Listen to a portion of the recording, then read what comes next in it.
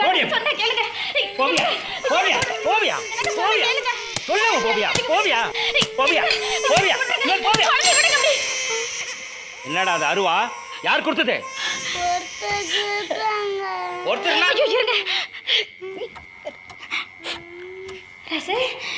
என்னடா உன் மேல சந்தன வாசம் வீசுது? ஆத்தா, நானும் மிட்டாய் மணியும் விளையாட போனோமா, அவன் கருப்பு கோயில் போய் ஒரு மணி எடுத்துட்டு வரையா பந்தாயம் போட்டான். நானும் போனேன்னா எனக்கு பயமா இருந்தது, ஓடி போன